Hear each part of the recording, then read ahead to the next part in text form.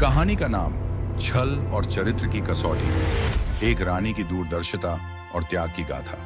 बहुत समय पहले पहाड़ियों के बीच बसा था एक भव्य और समृद्ध राज्य, मधुरगढ़। इस राज्य की रानी थी रानी देवस्मिता। वे सुंदर, तेजस्वी और न्यायप्रिय थीं। वर्षों से उनके शासन में राज्य में शांति और खुशहाली थी। रानी के दो भरोसेमंद साथी थे, एक वीर और निष्ठावान सेनापति रुद्र और दूसरा अत्यंत बुद्धिमान लेकिन रहस्यमयी राजगुरु वशिष्ठ। रानी की एक बेटी थी, राजकुमारी वैदेही, जो बहादुर, जिज्ञासु और अत्यंत समझदार थी, परंतु अभी बहुत छोटी थी गद्दी संभालने के लिए। अचानक आया संकट। एक दिन राजमहल में एक भयंकर समाचार आया। राज्य के उत्तर में बसे एक मित्र राज्य अवंतिका में तख्ता पलट हो गया था। वहां के नए राजा ने रानी देवस्मिता को संदेश भेजा, तुम मेरी अधीनता स्वीकार करो, नहीं तो युद्ध के लिए तैयार रहो। राजसभा में हलचल मच गई। सेनापति रुद्र बोले, हम उनकी सेना का सामना करेंगे रानी जी।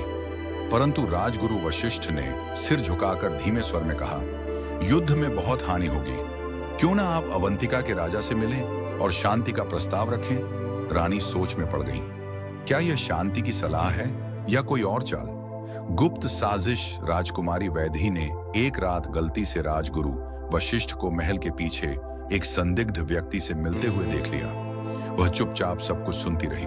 वह समझ गई कि वशिष्ठ दरअसल अवंतिका के नए राजा के साथ मिलकर मधुरगढ़ को भीतर से तोड़ना चाहता है। उसकी योजना थी रानी को विवश करके समर्पण करवा देना और फिर स्वयं राज संरक्षक बनकर राज्य का नियंत्रण अपने हाथ में लेना।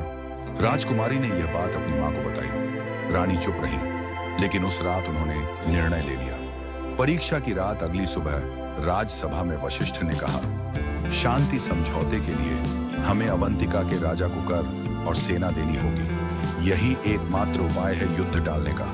रानी उठी, उनकी आंखों में तेज था। उन्होंने कहा, राजगुरु, आप सही कहते हैं, पर मधुरगढ़ कभी सिर नहीं झुकाता। शांति भी हमारी शर्तों पर होगी, अन्यथा युद्ध। सभा में सन्नाटा छा गया। रानी ने सेनापति रुद्र को आदेश दिया, सैनिकों को तैयार करो। और राजगुरु, उन्होंने वशिष्ठ की ओर देखा, आपका असली चेहरा हमें दिख चुका है।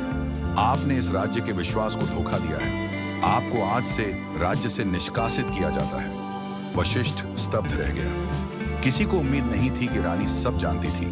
निर्णायक युद्ध रानी देवस्मिता ने अपनी छोटी बेटी के रहते हुए खुद युद्ध की बागडोर संभाली। सेनापति रुद्र उनके साथ थे। दोनों ने चतुर रणनीतियों और साहस से युद्ध जीता और अवंतिका के राजा को समझौते के लिए मजबूर कर दिया। अंत में रानी ने राजकुमारी वैदेही को गद्दी पर बैठाया और खुद वन में ध्यान लगाने चली गईं।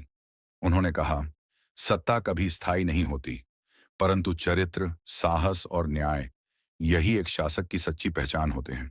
राजकुमारी वैदेही ने अपनी मां के आदर्शों पर चलकर एक नई स्वर्ण युग की शुरुआत की। सीख, विश्वास से बड़ा कोई खजाना नहीं और न्याय से ऊंचा कोई धर्म नहीं।